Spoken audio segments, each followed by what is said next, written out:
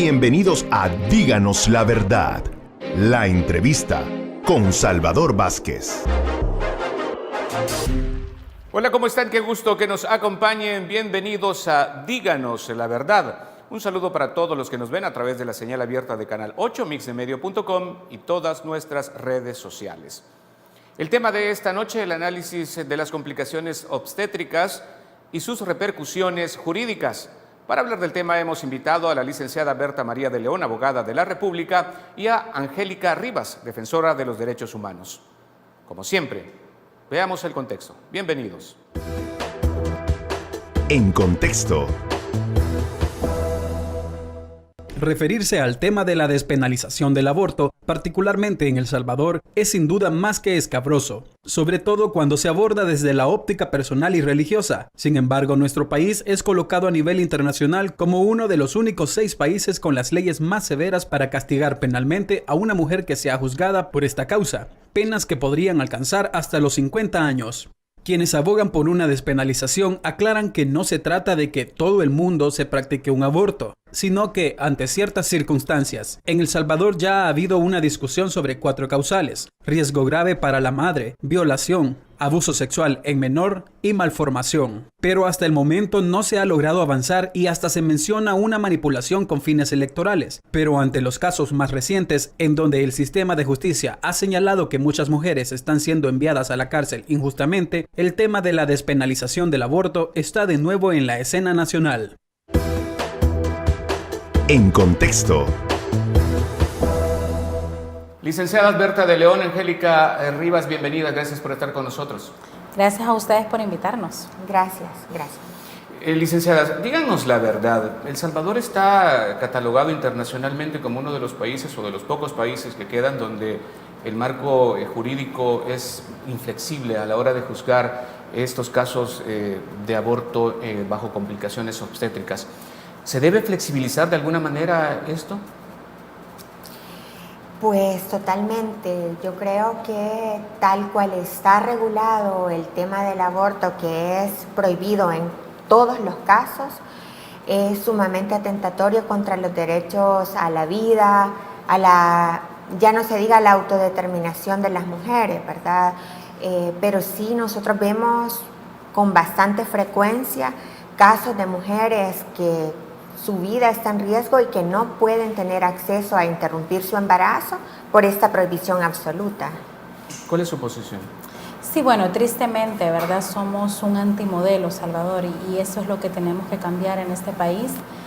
El Salvador no tenía una legislación tan restrictiva en materia de aborto antes de 1998. Es a partir del cambio al nuevo Código Penal que tenemos actualmente, es que también cambia la figura delictiva del aborto y lamentablemente penaliza absolutamente todas las formas de interrupción del embarazo, lo cual nos sitúa en un país donde esta restricción tiene graves consecuencias en la vida de las mujeres, en la libertad de las mujeres, en la salud de las mujeres, y eso es lo que tenemos que cambiar. Nosotras como organización tenemos años de estarle diciendo al Estado salvadoreño: debemos revisar esta legislación y hacerla compatible a la realidad y principalmente hacerla compatible a los estándares internacionales de derechos humanos. Se lo hemos dicho nosotras y se lo han dicho cualquier cantidad de organismos de derechos humanos a nivel mundial, y países a nivel del mundo también le han hecho esta misma observación a El Salvador, que tiene que hacer un debate nacional. Por eso es importante que hoy estemos en este programa y discutiendo este tema con usted. Ahora, licenciada, no se trata de abramos la puerta al aborto de manera general. Creo que hay mucha falta de información en el sentido de cuáles son las causales que ustedes como organizaciones y usted como abogada defienden. ¿Es así? Nosotros, bueno, sobre todo la agrupación ciudadana para la que trabajamos, estamos luchando por que se despenalicen 4 causales específicas. Primero, cuando está en riesgo la vida de la mujer gestante, es decir, cuando la mujer tiene una condición de salud que le impide llevar adelante un embarazo o que con el avance del embarazo se está poniendo en riesgo su vida, es decir, hay casos de cardiopatía graves, Hay casos, por ejemplo, como fue el caso de Beatriz, que tenía lupus, ¿verdad? Y que con el avance del embarazo se estaba poniendo en riesgo su vida.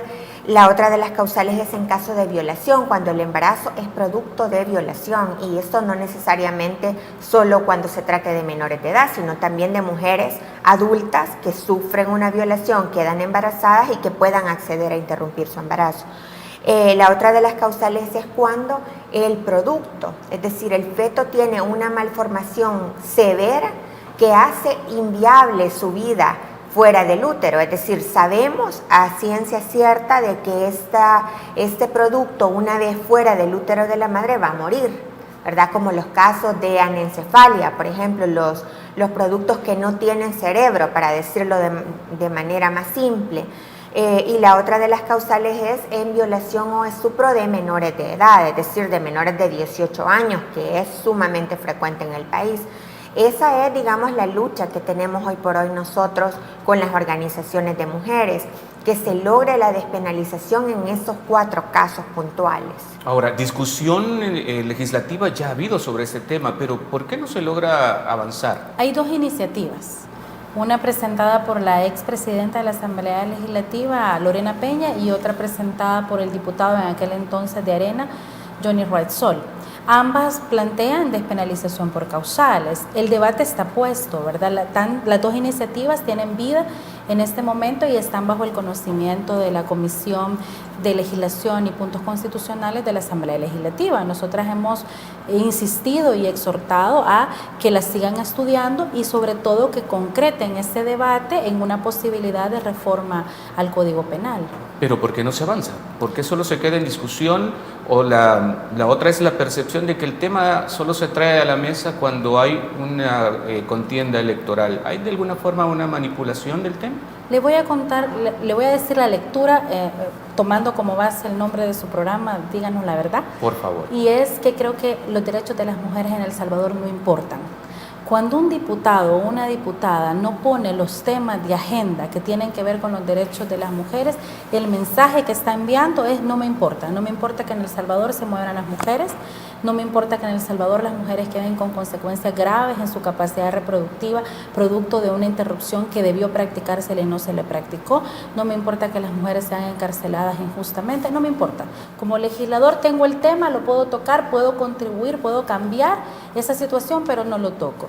Y lamentablemente muchas veces es un tema visto como un tema electoral. Afortunadamente, quiero decirlo, por ejemplo, hoy que acabamos de pasar el proceso de elecciones a la presidencia de la República, fue una pregunta de rigor que les hicieron a los candidatos de todos los partidos políticos. A mí me parece importante, hay que sentar posición.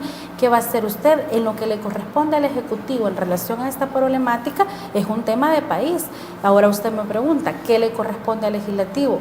Pues yo le respondo fácilmente: estudiar las propuestas de ley, buscar consensos en la Asamblea Legislativa y cambiar, por supuesto, la legislación. Eso es lo que le toca a la Asamblea. ¿No se quieren espinar, por decirlo de alguna manera, nuestros legisladores con el tema? Sí, por un lado, porque de hecho algunos de ellos o algunas diputadas en privado sostienen que sí, admiten que es urgente la despenalización, admiten que mujeres mueren por no tener una interrupción oportuna de su embarazo, pero a la hora de plantearlo públicamente tienen miedo porque es un tema bastante controversial y que temen que les reste votos, ¿verdad? Al final no están buscando legislar con base, primero, como un problema de salud pública, es decir, en los hospitales de la red pública a diario se ven casos como este. En el Hospital Nacional de la Mujer o el Hospital de Maternidad llegan a diario niñas embarazadas, que obviamente esos bebés son producto de violaciones. Muchas veces niñas de 11, 12 años, que es latente el riesgo con el avance del embarazo porque no están físicamente bien desarrolladas para enfrentar el parto.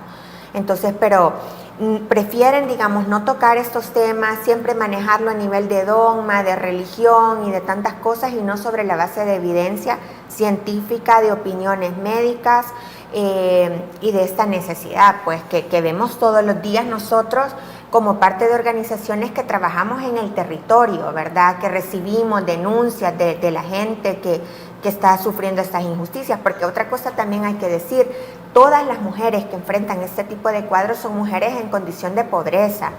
Evelyn, Imelda, Sandra, estas jóvenes que hemos representado en juicios injustos, son jóvenes que son de cantón, ¿verdad? Que tienen escaso conocimiento de derechos sexuales y reproductivos, que viven en eso, digamos, con tabú, que nunca se habla de sexualidad, porque ese es otro tema también, pues. Pero entonces, esto es una especie de conjetura, en el sentido de que solo se da a conocer lo que se conoce en el sector público, que en el sector privado de salud privada no se podría dar una situación como esta, o se oculta de alguna manera. Las organizaciones de mujeres hicieron un estudio en el 2013, ¿verdad? Sí, en el 2013, que se llamaba Del Hospital a la Cárcel. Este estudio contempla estas cifras, es decir, no es especulación. Está clarísimo que las mujeres que se ven en este tipo de emergencias, en este tipo de juicios injustos, son mujeres pobres, que llegan a pedir una asistencia, llegan sangrando después de un parto, o después de un aborto espontáneo o una complicación obstétrica, y lo que hacen es llamar a la policía, llamar a la fiscalía, las esposan a la cama del hospital, les ponen el policía. Eso no lo vemos en el ginecológico, en el hospital de la mujer de aquí del Escalón, y no es porque no pase. O sea, por eso le decía, de alguna manera se oculta a nivel privado esta situación, no es que no pase. A nivel privado le garantizan el secreto profesional, el secreto médico. A nivel público, como son pobres las mujeres, alertan siempre. Me sigue hablando sobre ese tema después de la pausa comercial. Cuando regresemos a Díganos la Verdad. No nos cambien.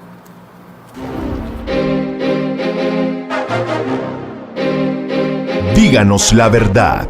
La entrevista.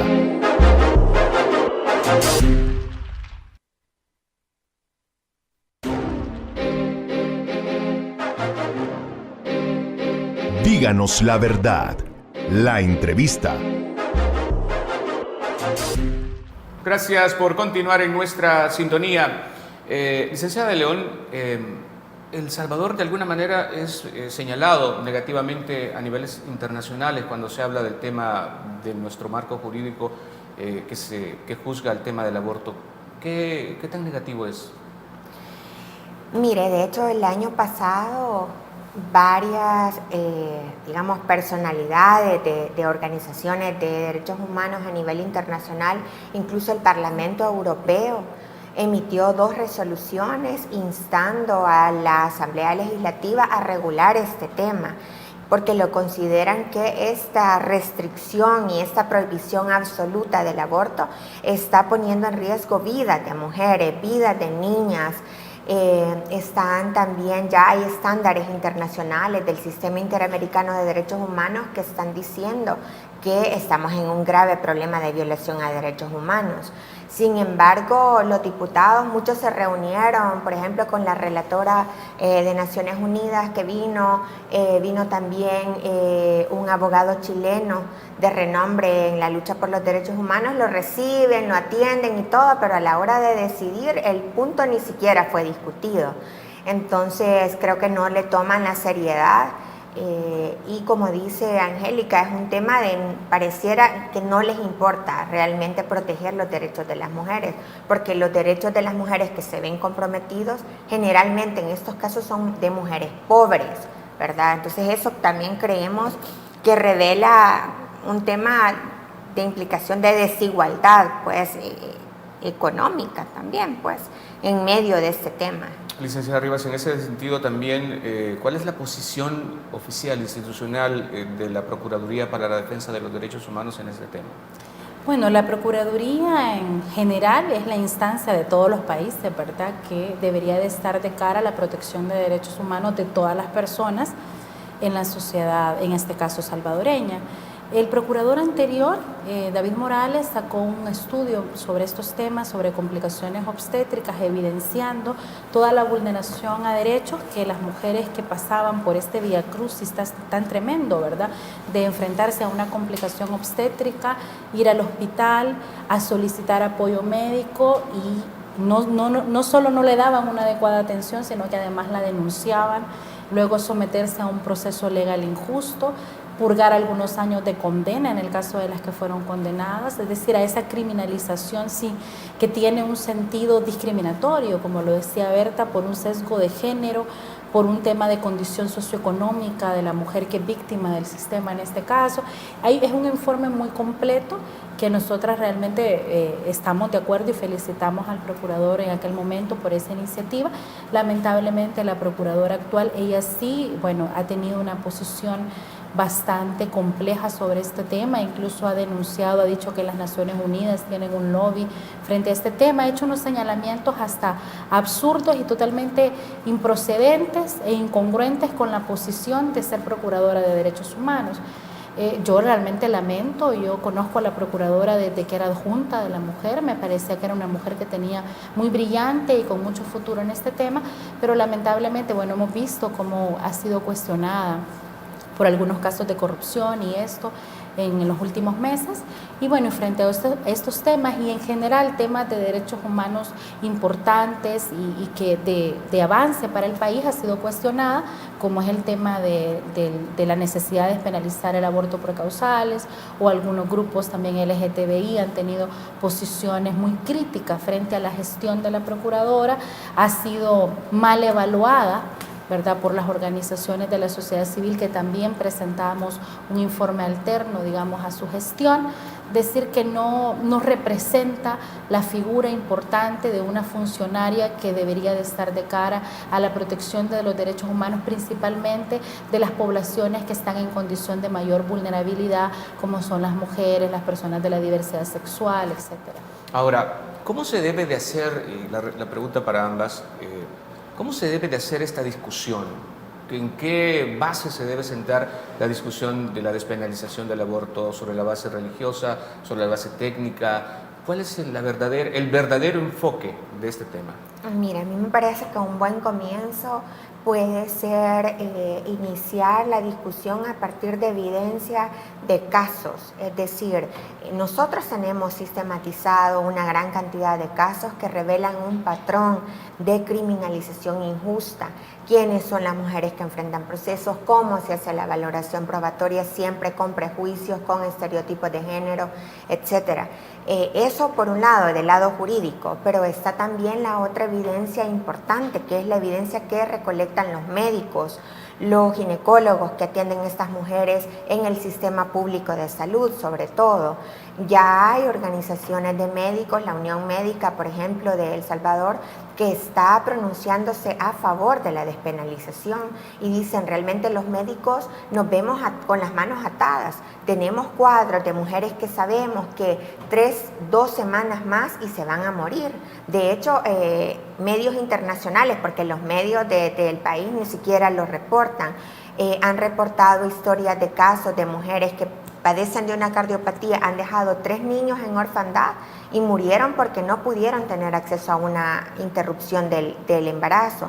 Entonces, estos casos hay cantidad en el hospital de maternidad, en hospitales de la red pública del interior del país, por ejemplo, que tendría la Asamblea Legislativa que tenerlo sobre la mesa al momento que están decidiendo.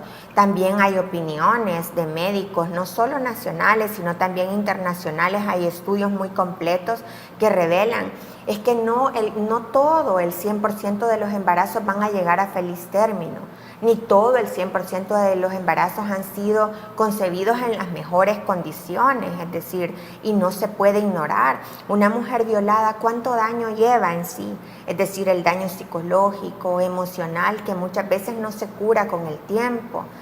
Y yo creo que realmente obligarla a ser madre en esas condiciones o simplemente decir, bueno, que condenen al violador, pero eso no resuelve la situación y el problema de la mujer, ¿verdad? Entonces creo yo que sobre la base de la evidencia médica, sobre la base de estudios jurídicos, sobre la base de eso es que tienen que estudiar y decidir la reforma. Licenciada. Sí, no, yo creo que evidencia científica en El Salvador sobre las consecuencias que genera esta legislación las tenemos de sobra. Las organizaciones hemos ayudado a sistematizar esta evidencia, los organismos internacionales han hecho observaciones y recomendaciones al Estado, es decir, esa parte ya está hecha. Yo creo que hoy estamos en un momento de voluntad política. Lo que necesitamos de los funcionarios, de los operadores de justicia, de la Fiscalía General de la República y de los diputados y diputadas principalmente, es un tema de voluntad política, de entrarle al tema, de decir este es un tema necesario, la ciudadanía lo está urgiendo, la población, específicamente las mujeres lo están sufriendo, pero no solo las mujeres, la familia de las mujeres, es decir, es un problema social, ¿verdad? Pero ¿se debe entonces sacar el enfoque religioso humanista de esta discusión?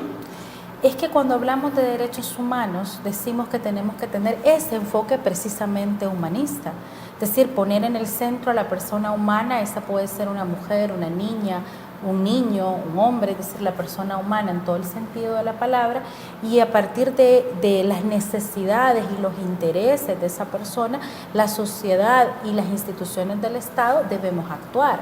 Entonces, ese es el problema en El Salvador, que las mujeres, en el momento que usted me hacía la pregunta, ¿por qué los diputados no lo discuten? Y yo le respondía, porque el mensaje que están enviando es que no les importan las mujeres, es porque no les importa lo que le está pasando a las mujeres. Ese es el mensaje claro de una sociedad que ve estos temas de una manera como menos, ¿no? Como menospreciando una necesidad importante. Entonces, de ahí le decía yo que es un tema de voluntad política que se traduce en acciones, porque yo como legisladora le puedo decir que estoy muy comprometida con hacer un buen desempeño de mi función. Yo lo tengo que demostrar con las leyes que yo promuevo, con las reformas que promuevo como legisladora. Déjeme marcar la siguiente pausa comercial. Regresamos con más de Díganos la Verdad.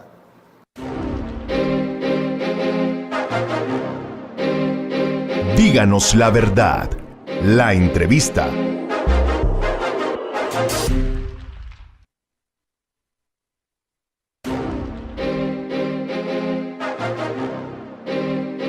Díganos la verdad. La entrevista.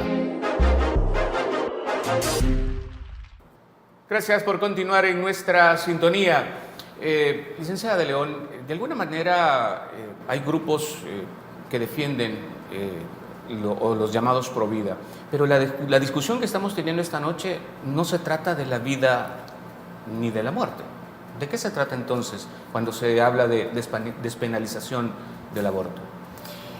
Mire, yo creo que justamente verlo en términos de vida y muerte es el problema. Realmente es un reduccionismo decir soy pro vida o soy pro aborto.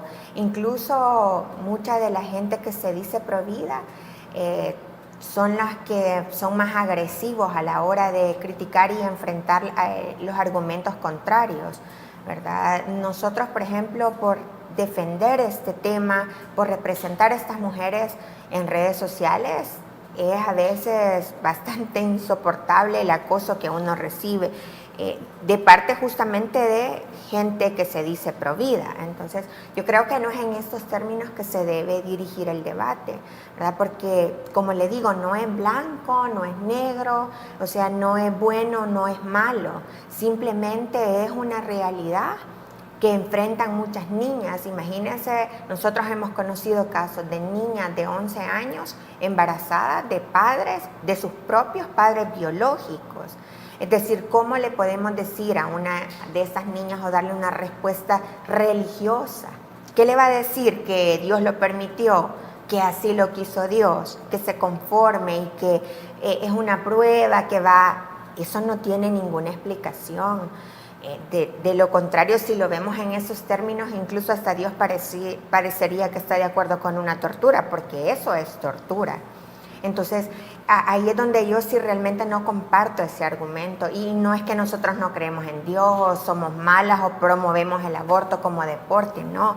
Simplemente el aborto es una salida, es un mal menor frente a una situación que las mujeres no pudieron decidir, no tuvieron opción. Es decir, cómo obligar a esta niña que no tiene ni siquiera sus senos, no tiene sus caderas, no tiene su pelvis, no tiene el cuerpo necesario para enfrentar esa situación, y ya no se diga emocionalmente, cómo obligarla, ¿verdad? ¿Quién va a garantizar que va a estar el 100% del tiempo con esa niña? Esa niña no tiene la capacidad física, psíquica, emocional para enfrentar ser madre. Entonces, de esos casos hablamos. Ya no se diga de las mujeres que ven comprometida su vida y que tienen más hijos, como el caso de Beatriz, por ejemplo. Entonces, esos son los casos que nosotros vemos. Ahora,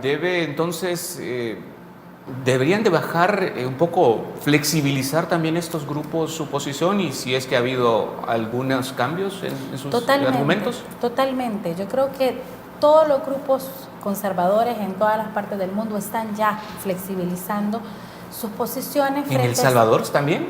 Pues yo esperaría que sí. Yo esperaría que sí. Yo vivo en una sociedad que me dice todos los días que es un Estado democrático de derecho.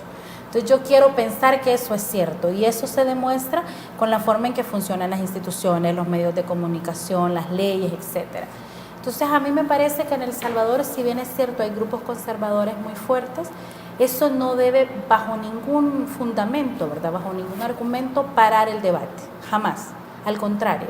Qué bueno que existamos personas que pensamos distinto y qué bueno que podamos expresar nuestras posiciones. Nosotras reconocemos que en todas partes del mundo hay personas que tienen posiciones conservadoras frente a este y otros temas, pero eso en ninguna sociedad ha hecho que limite el avance de los derechos, y en El Salvador no tiene por qué ser así. Hay una necesidad real, sentida, y Berta lo explicaba, como yo, como salvadoreña, como legisladora, con qué calidad moral yo le voy a decir a una niña que fue violada que tenga ese hijo solo porque el país la obliga, porque la legislación la obliga, sin escucharle, sin entenderle su situación. Una mujer que está embarazada de un feto anencefálico, que sabe que cuando llegue el día de tenerlo, de dar a luz, ese niño no va a sobrevivir fuera del útero, que se le va a morir, y que ya ha dicho, ¿verdad?, que esa es una forma de tortura, porque la convención lo establece, y el organismo que le da seguimiento al tema de la tortura lo ha establecido claramente en las Naciones Unidas. El obligar a una mujer que ha sido violada o que tiene un embarazo que tiene una anomalía incompatible con la vida extrauterina es una forma de tortura. Entonces yo también creo que como salvadoreñas tenemos que tener claridad de que una cosa es la determinación. Si yo digo, sí, yo quiero llegar a ese embarazo a feliz término, no me importa que se muera cuando nazca, o no me importa que haya sido producto de violación, yo voy a sanar eso, es perfecto, es una decisión, es válida, es legítima y debe ser respetada. Pero igual es válido, legítimo y debe ser respetada que yo diga lo contrario.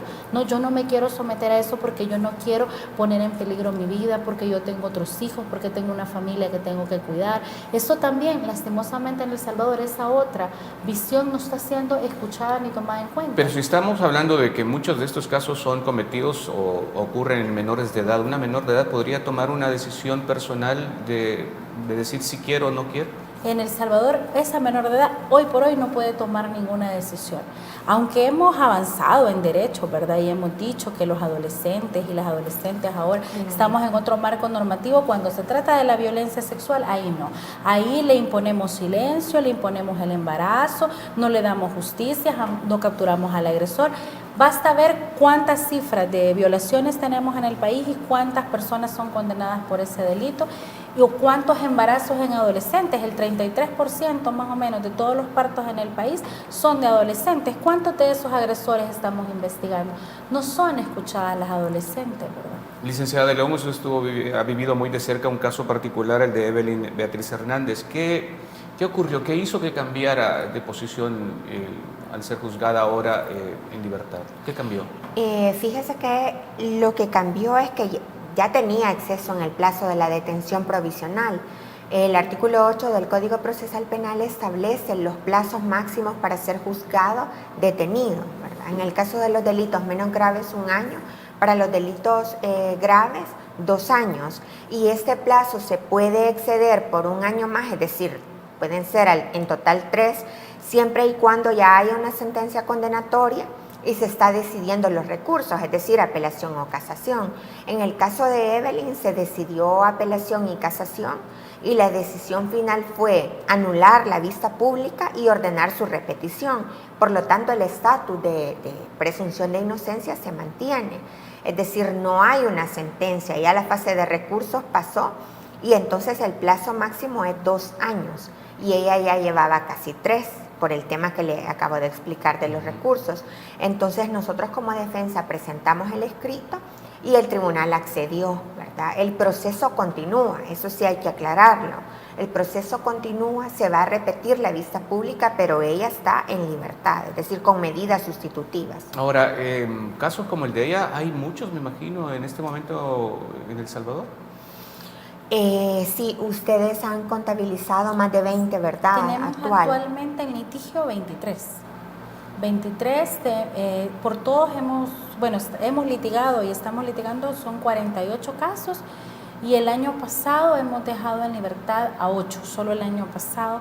Es decir, este es un país que por eso se distingue para mal, ¿verdad?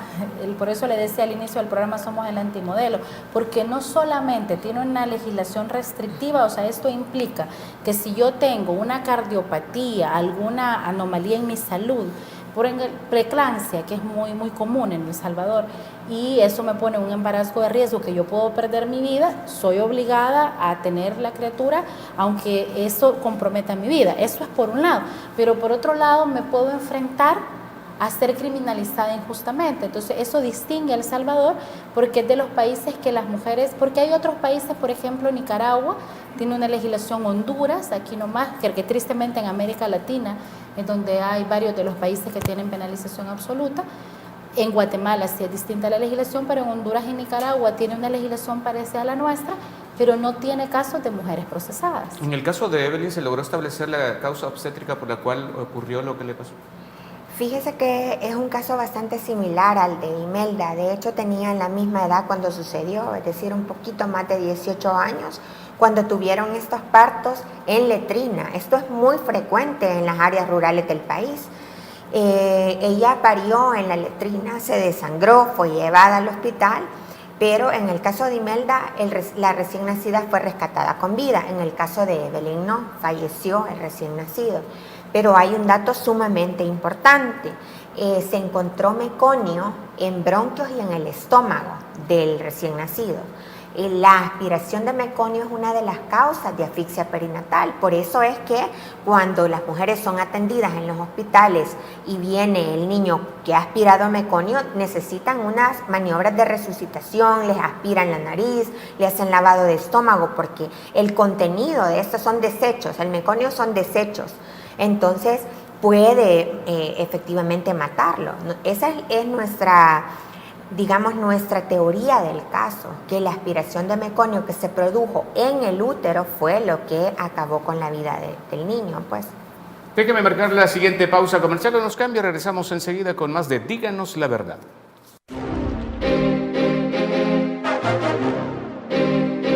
Díganos la verdad. La entrevista.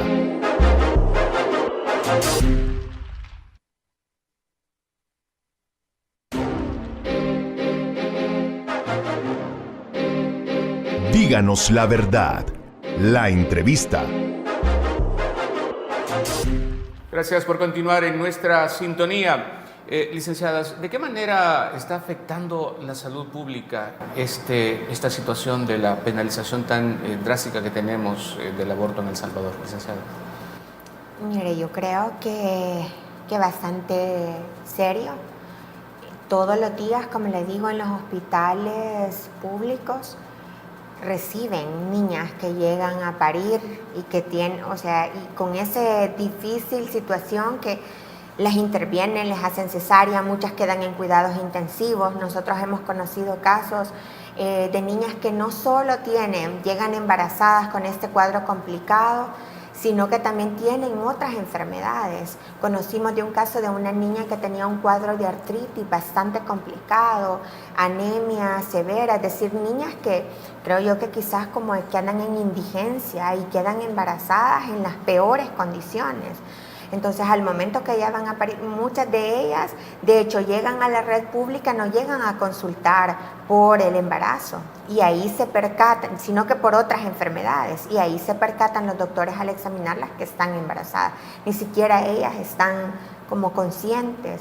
Es decir, eso es un problema de derechos humanos gravísimo, ¿verdad? Y un problema de salud pública grave con la que tienen que lidiar los médicos que están en esos hospitales y que nos dicen, nosotros no podemos tomar decisiones 100% con el cuadro médico. ¿Por qué? Porque tienen miedo de que si las interrumpen el embarazo, los procesan penalmente también, porque el Código Penal nuestro no solo criminaliza a la mujer, sino también al médico que la interviene.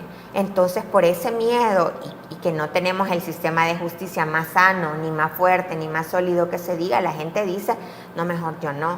De hecho, hubo un caso que fue publicado por la NBC de Claudia, una mujer que no pudo acceder a la interrupción del embarazo y dejó en la orfandad a 3 niños porque le dieron largas.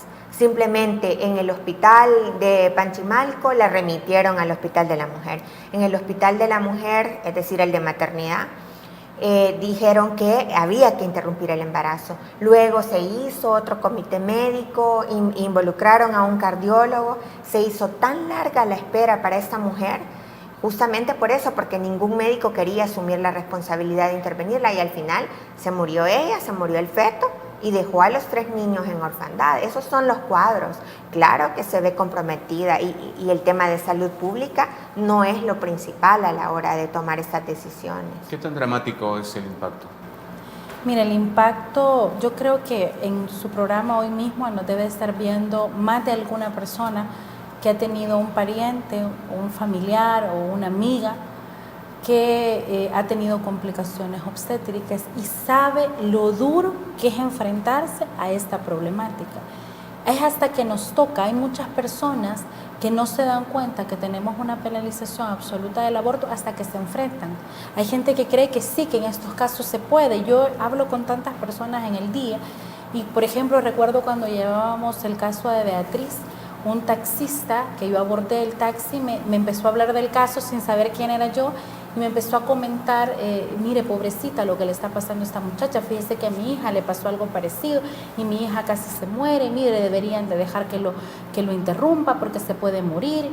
Y cuando yo escuché a esta persona me di cuenta lo importante que era divulgar la problemática, porque la sociedad hasta que se enfrenta, pero cuando hay una familia que se enfrenta a esto es un verdadero drama humano, ¿verdad? Y como dice Berta, un problema de derechos humanos que no tiene precedente. Entonces, es problemático además porque más allá de las cifras que son alarmantes, es la vida de la gente lo que nos tiene que interesar, esas condiciones de esas mujeres o de esas niñas, y que en El Salvador no podemos seguir haciéndonos la que no nos interesa como sociedad esta problemática. Mencionábamos hace un momento que básicamente casi que dijeron que los grupos o nuestra clase política no está preparada para discutir este tema abiertamente. No, yo creo que sí. ¿Sí están preparados? Creo que sí, preparados ¿Sí? Están. Por eso, pero no va a pasar de la discusión del diente al labio, es claro. Ahora, la sociedad salvadoreña, nuestros televidentes, estamos más sensibilizados sobre el tema, estamos más preparados como para discutir abiertamente el tema. Yo creo que sí, muestra de ello es que aquí estamos hablando. Yo creo que hace 5 o 6 años atrás nadie hubiera estado dispuesto a invitarnos, es decir, a escucharnos y a preguntarnos qué pensamos, por qué pensamos eso. Entonces, yo creo que sí, el tema también de las redes sociales es bien importante. La globalización de los medios con las redes sociales. Nosotros tenemos como bastante contacto con otras mujeres de otros países que ya han enfrentado estas luchas, y eso también, los jóvenes también que están más expuestos a redes sociales, Twitter, Facebook, creo yo que están abriendo más su mente, no solo en otros temas, por ejemplo en el tema de salud sexual y reproductiva y educación sexual. O sea, lo que no les hablan en su casa ni en las escuelas, en YouTube y en todas las redes, pues lo tienen a la orden del día. Entonces es como que las redes van más adelante de lo que vamos en El Salvador. Por ejemplo, yo creo que sí, la juventud está cambiando. Creo que se están interesando más en los hechos y no tanto en el dogma, que creo yo que es importante. Estamos esperanzadas. Obviamente también esto se está traduciendo en un cambio en el tratamiento de los casos de las mujeres criminalizadas injustamente. Ya hay líneas de la Sala de lo Penal que están diciendo vamos a juzgar los casos no solo con la prueba, sino también con perspectiva de género, esto es, teniendo en cuenta las condiciones personales de la mujer, sus condiciones psicológicas, emocionales al momento de enfrentar los partos, juzgar sin estereotipos de género, sin prejuicios de género. Yo creo que eso es avance, y es avance y es producto también de la lucha de años que traen organizaciones de mujeres en el país.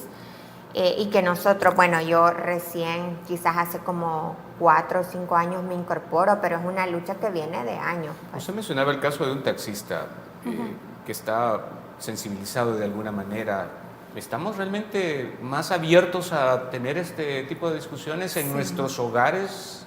¿Sí? Yo creo que sí, Salvador. O sea, miren, nuestra valoración es que la opinión pública va cambiando. A mí me decía hace muchos años una amiga, lo que pasa es que en El Salvador somos conservadores. Y yo le decía, no podés tener una postura conservadora frente a un tema que desconoces. Primero informemos a la gente y luego le preguntamos su opinión. Ahí vamos a saber qué clase de postura tiene. Yo cada vez me convenzo más de que la sociedad salvadoreña está cambiando en este y en otros temas, que los medios de comunicación han contribuido, que, como dice Berta, salta a la vista ciertos elementos que hacen que las personas digamos, ay, la sociedad ya discute este tema. Lo que yo le decía, fue una pregunta de rigor a todos los candidatos presidenciales. Hace años este no era un tema que los medios le dieran relevancia para saber la opinión de un candidato frente a esta problemática. Entonces yo creo que sí, que la sociedad va cambiando y que la juventud tiene mucha postura favorable y además muy activa en esta lucha también a nivel social, y los políticos también. Yo creo que tanto en todos los partidos hay personas que tienen una postura bastante clara, firme y comprometida con este tema. Y pues yo aspiraría, ¿verdad?, que lo que yo he dicho en este canal ahora motive a los diputados y diputadas a desengavetar las propuestas y a de verdad discutirlas con seriedad, con profundidad, escuchando a todos los sectores. Ya hicimos un debate en la legislatura pasada, hicimos un debate importante. De que se escuchó a todo, ¿verdad? Yo creo que en aquel momento las personas que componían, que son casi los mismos diputados ahora, la Comisión de Legislación y Puntos Constitucionales, hicieron un debate público, recibieron toda la documentación que enviamos todas las personas de diferentes denominaciones, de grupos sociales, de juventudes, de iglesias, de un montón de sectores del país, llevaron su opinión mayoritariamente favorable a la despenalización. Y entonces ya este debate está bastante encaminado y, como le digo, ahora pasa por un tema de voluntad política de los partidos, de todas las fracciones legislativas, para que se discuta. Bien, vamos a marcar la última pausa comercial. Cuando regresemos a Díganos la Verdad, será momento de conclusiones. Ya nos regresamos.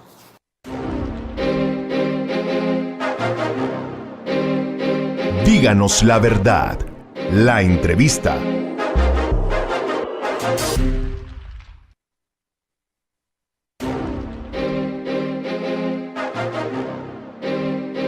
Díganos la Verdad, la entrevista. En Díganos la Verdad nos queda tiempo para Conclusiones. Licenciada de León, licenciada Rivas, ¿hay algún tipo de información que no se da o se manipula la información hacia la sociedad cuando se habla del tema del aborto, que confunde la opinión, licenciada?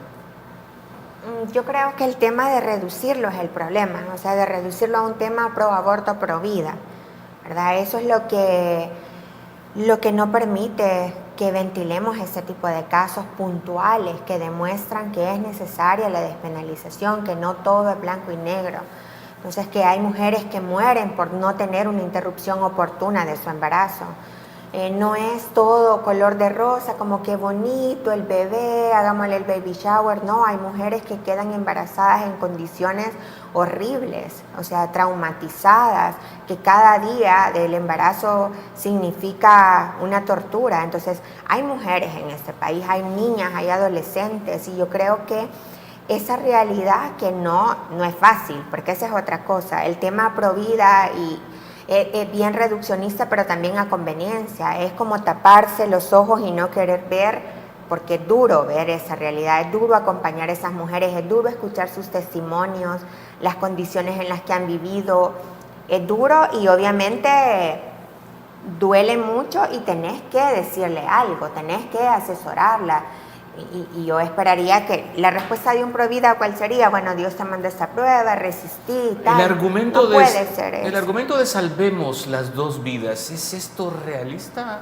Muchas veces no es. Y ese caso yo le insisto mucho, el caso de Claudia, simplemente porque los médicos quisieron resguardarse y no enfrentar una posible responsabilidad penal, le dieron largas y al final se perdieron las dos vidas, la vida del producto y la vida de Claudia, y quedaron 3 niños sin madre. Y esos casos, ese es uno de los casos que conocemos y así hay un montón. Entonces, pero pareciera, como le digo, también estas mujeres que están enfrentando este tipo de casos, como decía Angélica, son mujeres en condición de total vulnerabilidad. Es decir, no solo por sus condiciones de educación, sus condiciones socioeconómicas, y que tienen obligatoriamente que acceder a un hospital público, ¿verdad? Que no tienen para pagar un buen abogado que las defienda. Imagínese usted estas 50 mujeres que las organizaciones de mujeres han asumido su defensa si hubieran sido representadas por defensores de la Procuraduría. Ay Dios, ahí estarían hasta cumplir los 30, 40 años de condena. ¿Se manipula la información? ¿Se tergiversa realmente? ¿No se nos dice toda la verdad? En un país donde hay una doble moral, sí. Es decir, por ejemplo, a mí, yo no tengo ningún problema con que hayan personas que piensen distinto a mí. A mí me molesta tremendamente como salvadoreña es la doble moral. Si yo les he dicho a los grupos conservadores, si usted está preocupada por la salud de la mujer, me parece perfecto, exíjale al presidente, al Ministerio de Salud que mejore las condiciones de cómo se les da tratamiento ahora mismo a las mujeres que llevan embarazadas, todo su control, cómo las tratamos, el tema de la desnutrición infantil. Preocupémonos, hay temas en el país, ¿verdad?, que son importantes de cara a la salud, pero no lancemos nuestro discurso doble moralista a criminalizar mujeres o a obligarlas a tener condiciones de salud y casi poner en riesgo su vida o perder su vida por una posición que no es acorde a los derechos humanos. Entonces, ese es el tema. Yo creo que es importante, Salvador, dejar bien sentado que este es un problema de salud pública que afecta directamente los derechos de las mujeres, la familia. Yo, como le digo, yo sé que hay gente que me está viendo, que conoce más de un caso, que dicen es que se murió en el parto. Yo le quiero decir a esta gente, la mayoría de esas muertes en El Salvador son prevenibles si pudiésemos interrumpir el aborto. Me queda un minuto. ¿Qué quieren decirle a nuestros televidentes cada uno? Bueno, que se interesen, que conozcan casos, que conozcan realidad y que sobre la base de eso opinen. Es decir, que dejen ya de opinar sobre la base a dogmas, sobre la base al miedo, que hablemos más sobre la base a hechos y evidencia. Yo que exijamos a nuestros gobernantes y en este caso concreto a los diputados y diputadas de la Asamblea Legislativa a revisar la legislación y decirle a los diputados, si no lo hacen, la historia lo juzgará, ¿verdad? Porque tienen una gran oportunidad. Licenciada de León, licenciada Rivas, un gusto haberlas tenido con nosotros. Gracias. Gracias. Un placer, gracias, Salvador. Gracias a ustedes también la sintonía y ya escucharon. La verdad no siempre suena como uno quisiera. Buenas noches. Esto fue Díganos la verdad, la entrevista con Salvador Vázquez.